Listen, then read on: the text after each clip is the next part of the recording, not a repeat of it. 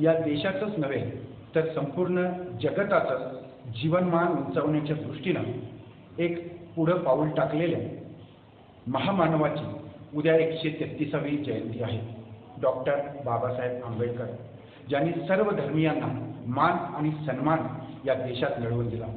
घटनेचे शिल्पकार म्हणून आपण त्यांच्याकडे बघतो. त्यांच्या विचारांची चळवळ पुढे चालवणाऱ्या आंबेडकरवादी चळवळीची आज काय स्थिती आहे ही नेमकी आपण आज जाणून घेणार आहोत.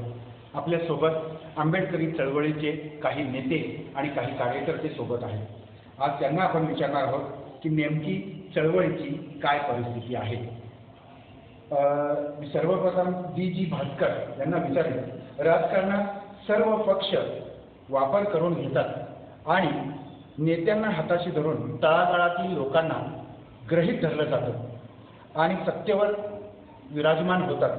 यातून सर्वसामान्यांना काय मिळतं आणि काय मिळालं, नेमकं काय सांगू शकाल? सर्वप्रथम मी मराठी 9 या चॅनेलचं हार्दिक अभिनंदन करतो की त्यांनी आम्हाला या ठिकाणी पाचारण केलं. डॉक्टर बाबासाहेब आंबेडकर यांच्या 133व्या जयंतीच्या निमित्तानं मी या चॅनेलच्या सर्व टीमला शुभेच्छा देतो आणि मला या ठिकाणी आपण जो प्रश्न विचारलेला आहे त्यासंबंधी मी माझं मत व्यक्त करतो. तसं पाहिलं तर राजकारणी लोक आंबेडकरी समाजाला गृहीत धरूनच आजपर्यंत आपलं राजकारण करत आहेत. यामुळं काही लोकांचं भलं झालं, परंतु गावगाड्यावर असणारा जो समाज आहे, वाड्या वस्तीवर राहणारा जो समाज आहे, या समाजाला मात्र आजही अनेक समस्यांना तोंड द्यावं लागतं. आणि या समस्या मग त्या शैक्षणिक असतील, सामाजिक असतील, आर्थिक असतील, वेगवेगळ्या सांस्कृतिक क्षेत्रातील असतील. आज अनेक ठिकाणी आम्ही असं पाहतो की हे राजकारणी पुढारी मंडळी तडजोडीचं राजकारण करून या लोकांना नेहमीच आपला फायदा करून घेत असताना गृहीत धरून त्यांच्याकडं मात्र सोयीनुसार ते लोक पोचत असतात आणि त्यांच्या मताचा वापर करून आपलं राजकारण करत असतात. हे आता खेड्यापाड्यातल्या लोकांना सुद्धा समजलेलं आहे. आणि हे जे लोक आता आपला वापर करून घेणारे आहेत, यांना मात्र येणाऱ्या काळामध्ये त्यांनी केलेलं जे पाप आहे, आम्हाला गृहीत धरलेलं आहे आणि आम्हाला गृहीत धरून जे राजकारण करत आहेत, त्यांची जागा मात्र दाखवण्यासाठी हा समाज नक्कीच इतका शहाणा झाला आहे असं माझं स्पष्ट मत आहे.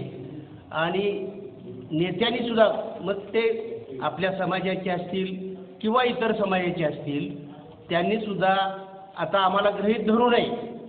खरं काय, खोटं काय, सत्य काय, असत्य काय याची कल्पना आता आम्हाला येईल. आणि त्याचं एकमेव कारण आहे म्हणजे डॉक्टर बाबासाहेब आंबेडकर. त्यांनी दिलेली राज्यघटना, त्यांनी दिलेले आम्हाला अधिकार, या सगळ्या गोष्टी आमच्या पाठीशी असल्यामुळं आमच्या समाजामध्ये आता आम्हाला कुणी गृहीत धरू नये, आम्ही आता शहाणे झालो आहोत, इथपर्यंत लोकांची तयारी झालेली आहे. कायद्यानं डॉक्टर बाबासाहेब आंबेडकर यांनी राज्यघटनेच्या मार्फत खूप काही दिलेलं आहे. सन्मान, मान आणि प्रतिष्ठा याच्यासाठी राज्यघटनेत तरतूद करण्यात आली. परंतु सर्वसामान्यांना सुद्धा आज आपल्या हक्काचं काही मिळवताना संघर्ष करावा लागतो. त्याबद्दल आपण नेमकं काय सांगू शकाल? डॉक्टर प्रेमानंद मौर्य. सर्वप्रथम मी टाइम्स नाऊ मराठी या वाहिनीचं मी या ठिकाणी मनापासून आभार व्यक्त करतो की डॉक्टर बाबासाहेब आंबेडकर यांच्या जयंतीच्या पूर्वसंध्येला आपण या ठिकाणी भारतीय संविधानाच्या दिलेल्या ज्या या आपल्या हक्क आणि अधिकाराच्या माध्यमातून आज मला जो प्रश्न विचारण्यात आलेला आहे की भारतीय संविधानाने जे काही कायदे आपल्याला दिलेले आहेत त्यानुसार उपेक्षित घटकापर्यंत ते पोहोचलेलं आहे का याचा मला आढावा घ्यायचा आहे. सद्यस्थितीमध्ये आपण जर पाहिलं तर भारतीय संविधान डॉक्टर बाबासाहेब आंबेडकरांनी जे या देशाला दिलेलं आहे, या संविधानानुसार ज्या काही तरतुदी करण्यात आलेल्या आहेत त्या तरतुदी तळागाळातल्या लोकांच्यापर्यंत अजून म्हणाव्यात अशा पोहोचलेल्या नाही. आणि ज्या लोकांनी याच्यासाठी संघर्ष केला त्यांच्यामध्ये देखील आजची अशी अवस्था आहे की सत्ताधारी पक्षामध्ये ज्या पद्धतीनं डॉक्टर बाबासाहेब आंबेडकरांना कायदे करण्यामध्ये जी काही कायदेकारी संस्था आहेत त्यामध्ये माझा समाजाचे प्रतिनिधी येतील आणि ते समाजासाठी काहीतरी करतील, हा जो बाबासाहेबांचा दृढ विश्वास होता तो मात्र सद्यस्थितीमध्ये येताना दिसून येत नाही. मला या ठिकाणी जयंतीच्या या पूर्वसंध्येला मला एक असंच सांगावं असं वाटतं की डॉक्टर बाबासाहेब आंबेडकरांनी ज्या काही आपल्याला मूलभूत अधिकार जे आपल्याला दिले आहेत, समता, स्वातंत्र्य, बंधुत्व आणि सामाजिक न्यायाच्या संकल्पनेतून त्याची या ठिकाणी पायपीट होताना दिसत आहे. आणि म्हणून आजही कायद्यापासून बराचसा समाज हा तसा म्हटला तर असुरक्षित आहे. ॲट्रॉसिटीचा देखील त्या वेळेला लोकांसाठी गैरसोयीनं त्या पद्धतीनं सोयीनं त्या ठिकाणी वापर केला जातो आहे. आणि म्हणून ज्या लोकांच्यासाठी बाबासाहेबांनी आपला जो काही मौलिक संदेश दिला होता की भारतीय संविधानाच्या माध्यमातून उपेक्षित घटकाला न्याय मिळेल, परंतु सद्यस्थितीमध्ये आपण न्याय देण्यामध्ये सध्याचे जे काही यंत्रणा आहे, शासन यंत्रणा आहे, त्याच्यामध्ये म्हणावं तेवढा असा आवश्यक गुणात्मक आणि विधायक असा बदल दिसून न आल्यामुळं अनेक लोकांचं आजही ग्रामीण भागामध्ये अजूनही मागासवर्गीय आणि या अल्पसंख्याकांचं देखील त्या ठिकाणी शोषण केलं जात आहे. आणि त्याचा शोषणाचा परिणाम समाजामध्ये एक प्रकारची दहशतीची भावना सद्यस्थितीत आजही निर्माण झालेली आहे. यानंतर मी सुभाष देसाई यांना हा प्रश्न विचारेन की आंबेडकरवादी विचारसरणीचे कार्यकर्ते आपल्या सोयीनुसार संघटना आणि पक्ष काढून चळवळ मोडीत काढत आहेत असं तुम्हाला वाटतंय? मी प्रथमतः टाइम्स नाऊचं मनापासून अभिनंदन करतो आणि बाबासाहेबांच्या 136व्या जयंतीच्या हार्दिक शुभेच्छा देतो. महात्मा ज्योतिराव फुले यांनी ज्यावेळेला शिक्षणाची बंदी होती त्यावेळी असं सांगितलं होतं, विद्येविना मती गेली, मतीविना नीती गेली, नीतीविना वित्त गेले, वित्ताविना शूद्र खचले, एवढे सर्व अनर्थ एका विद्येने केले.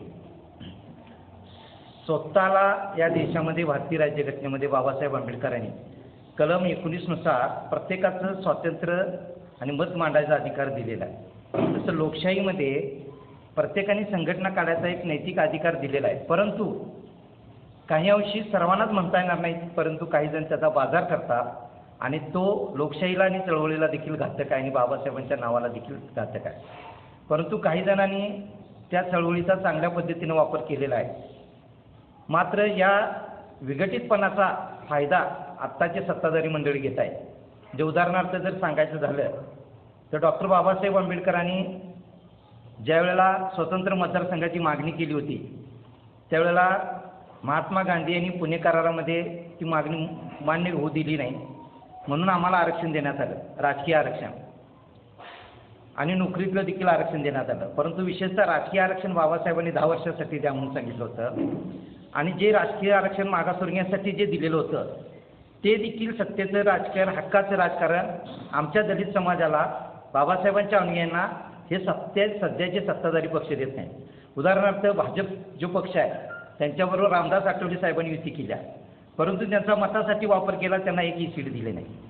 काँग्रेसवाल्यांनी प्रकाश आंबेडकर साहेबांच्या बरोबर बोलणी केली युतीची, परंतु त्यांना देखील उपेक्षित त्यांनी ठेवलेला आहे. म्हणजे जे आरक्षित मतदारसंघ आहेत ते देखील द्यायची त्यांची मानसिकता राहिलेली नाही. मागासवर्गीयांची, बाबासाहेब आंबेडकरांच्या अनुयायांची मतं लागतात, परंतु ते सत्तेत चालत नाही. म्हणून त्यावेळेला बाबासाहेबांनी एक सांगितलं होतं, जा आणि तुमच्या घराच्या भिंतीवर लिहा की तुम्हाला या देशाची शासनकर्ती जमात बनायची आहे. आणि त्याची धडपड म्हणून अनेक चळवळी या उभारलेल्या आहेत. एका अर्थानं त्याचा गैरवापर होतोय, त्यांच्या चुकीची भावना होते हे जरी खरं असलं तरी बाबासाहेबांचा जो हेतू होता म्हणून त्यासाठी अनेक चळवळी यासाठी प्रयत्न करतात.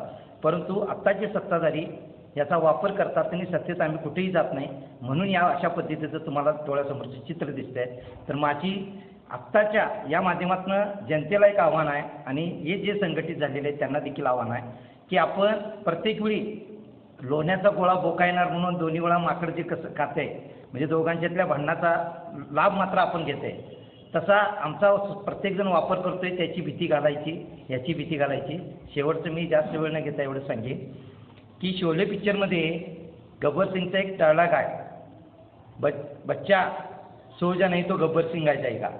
तसं आत्ताची राजकारणी संविधान आणि लोकशाही अडचणीत आहे असं म्हणून सांगतात आणि प्रत्येक वेळी मागासवर्गीयांची फुकट मतं घेण्यासाठी, विशेषतः मुस्लिमांची दलितांची मतं घेण्यासाठी प्रत्येक वेळी लोकशाहीची आणि संविधानाची आम्हाला भीती घालतात आणि प्रत्येक वेळी ती आम्हाची फुकट मतं घेतात. परंतु त्यावेळी लहान मुलगा होता, त्याला नंतर कधी तर कळतं आणि तो मोठा होतोय ना, आणि मोठा झाल्यानंतर त्याच्या एक लक्षात येतंय की गब्बर सिंग जर आला तर नुसतं मला धोका नाही, माझ्या आईला बी आणि माझ्या कुटुंबाला देखील धोका आहे. हा विषय तसा असतोय. त्याच पद्धतीनं प्रत्येकाने आमचा वापर केलेला आहे. त्यामुळे चळवळीने एक प्रकारे नुकसान जरी केलेलं असलं तरी एवढं नुकसान झालं असं मला म्हणायचं नाही. तो एक त्यांचा अधिकार आहे. गवई गट, कवाडे गट, आठवले गट आणि आता प्रकाश आंबेडकर यांचा गट, या गटांमध्ये आंबेडकरी जनता विभागली गेलेली आहे.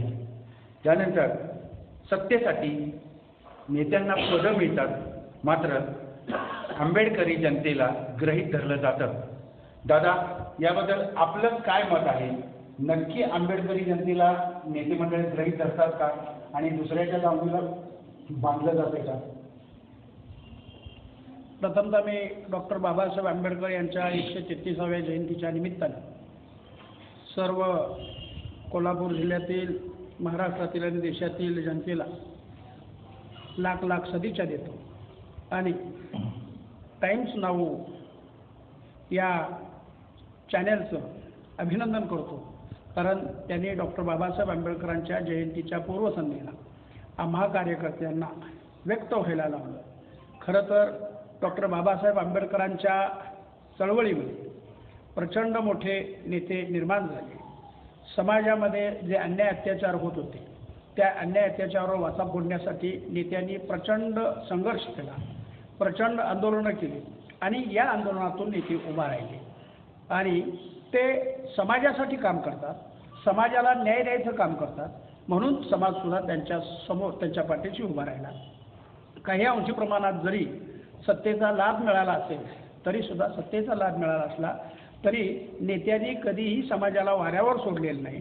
प्रत्येक नेत्यानं समाजाच्या सुखादुखामध्ये, समाजाच्या अन्याय अत्याचारामध्ये निश्चितपणानं भाग घेतला आहे. जरी सत्तेत जरी असले तरी अन्याय झाला असला तरी नेता तिथं डॉक्टर बाबासाहेब आंबेडकरांच्या विचाराचा पाईक म्हणून तिथं जातो, संघर्ष करतो.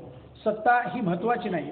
डॉक्टर बाबासाहेब आंबेडकरांच्या संविधानातला समाज निर्माण करण्यासाठी आणि डॉक्टर बाबासाहेब आंबेडकरांच्यावर प्रेम करणाऱ्या समाजाला न्याय देण्यासाठी आणि त्याला भयमुक्त करण्यासाठी नेत्यांनी अविरतपणे काम केलेलं आहे. त्यामुळं कोणत्याही नेत्याने सत्तेचा वापर करून समाजाला वाऱ्यावर सोडलेलं नाही. समाजाच्या सगळ्या प्रश्नाशी बांधिलकी ठेवून नेत्यांनी प्रचंड मोठं काम केलेलं आहे आणि त्यामुळं नेते जरी सत्तेत गेले असले तरीसुद्धा ते काही कुणाची मेहरबानगी म्हणून सत्तेमध्ये गेलेले नाही. ते निश्चितपणानं ज्यांच्याबरोबर सत्तेमध्ये जातील त्यांना सुद्धा समाजानं त्यांच्या पाठीशी उभं राहून त्यांना सुद्धा सत्तेमध्ये बसवायचं काम केले. त्यामुळे आमचा एक माणूस जरी सत्तेमध्ये गेला असला, आमचा एक नेता जरी सत्तेमध्ये गेला असला तरी त्यांचे असंख्य नेते सत्तेमध्ये घालवायचं काम या आंबेडकरी चळवळीतल्या नेत्यांनी केलेलं आहे. आणि हे करत असताना नेत्यांनी कधीही समाजाला वाऱ्यावर सोडलेलं नाही. नेत्यांनी कधीही समाजाच्या प्रश्नाकडे दुर्लक्ष केलेलं नाही. नेत्यांनी कधीही समाजावर अन्याय होऊ दिलेला नाही. त्यामुळं नेत्यांच्या बाबतीत निश्चितपणानं आंबेडकरी चळवळ महत्त्वाची आहे, आंबेडकरी विचार महत्त्वाचा आहे आणि या विचारावर नेत्यांनी जरी सत्ता मिळवली असली तरीसुद्धा नेते बाबासाहेबांच्या विचाराशी, बाबासाहेबांच्या संविधानाशी अत्यंत प्रामाणिक आणि अत्यंत निष्ठा ठेवून आहेत. त्यामुळं नेत्यांनी जे समाजाबद्दल काम केलेलं आहे ते काम प्रचंड मोठं आहे. त्यामुळं या चळवळीमध्ये नेत्यांनी कधीही चळवळीचा फायदा किंवा समाजाचा फायदा आपल्या सत्तेसाठी केलेला नाही. जी सत्ता मिळवली ती समाजासाठी मिळवली, जी सत्ता मिळवली ती अन्याय अत्याचार दूर करण्यासाठी मिळवली आणि समाजाला न्याय देण्याचं काम नेत्यांनी प्रामाणिकपणे केलेलं आहे. त्यामुळं कोणत्याही नेत्यानं अशा पद्धतीचा सत्तेचा गैरवापर केलेला नाही आणि बाबासाहेबांच्या विचाराला तिलांजली मिळेल अशा पद्धतीचं कुणाचंही वर्तन आणि कृती अजिबात नाही. त्यामुळं या आंबेडकरी चळवळीमध्ये काम करणाऱ्या नेत्यांच्याबद्दल आम्हाला प्रचंड मोठा आदर आहे. म्हणजे कोणतीही संघटना असली आणि त्या संघटनेचे राष्ट्रीय अध्यक्ष असले तर ते आम्हाला प्रमाण आणि आदरणीय आहे. कारण त्यांनी बाबासाहेबांचा विचाराची पायमल्ली होईल असं कधीही कोणत्याही प्रकारचं काम केलेलं नाही. त्यामुळं नेते हे आदर्श आहेत. समाजाबद्दल प्रामाणिक आहेत आणि बाबासाहेबांच्या विचाराशी आणि संविधानाशी अत्यंत प्रामाणिक असल्यामुळं नेत्यांच्याबरोबर समाज उभा आहे. एवढंच या निमित्तानं सांगतो. पुन्हा एकदा टाइम्स नाऊ मराठी चॅनेलचं अभिनंदन करतो आणि बाबासाहेबांच्या जयंतीच्या निमित्तानं पुन्हा एकदा सर्व जनतेला लाख लाख सदिच्छा देतो. जय भीम. आंबेडकरी जनतेला पक्ष संघटनांना कोणत्या तरी पक्षासोबत सत्तेत राहण्याची आवश्यकता आहे का, यासाठी आपण आज आंबेडकरी चळवळीतील काही नेत्यांच्याबरोबर कार्यकर्त्यांच्याबरोबर चर्चा केली. कोणी म्हणतंय 2 बोक्यांचं भांडण आहे आणि त्याच्यात लोण्याचा गोळा आपण खाणार आहोत, अशा पद्धतीनं काही पक्षांचं काम आहे. तर काहींचं मत आहे की खरंच आंबेडकरी जनतेला जे लोक सत्तेत जाऊन बसलेले आहेत, जे नेते मंडळी सत्तेत जाऊन बसलेले आहेत, त्या नेते मंडळींचा त्या आंबेडकरी जनतेला लाभ होतोय. त्यांच्या संघर्षामध्ये त्यांचा उपयोग आणि ते संघर्षात नेते त्यांच्या पाठीशी ठाम उभे राहतात. काहींच्या मते डॉक्टर आंबेडकरांनी दिलेली संविधान अतिशय उपयुक्त आहे आणि त्या दृष्टीनं या समाजाचा जीवनमान उंचावण्यासाठी नक्कीच प्रयत्न होतोय. अशा पद्धतीनं आंबेडकरी चळवळ नक्कीच पुढे जाते असं म्हणायला हरकत नाही. Sameer Mujawar, times now Marathi, Kolhapur.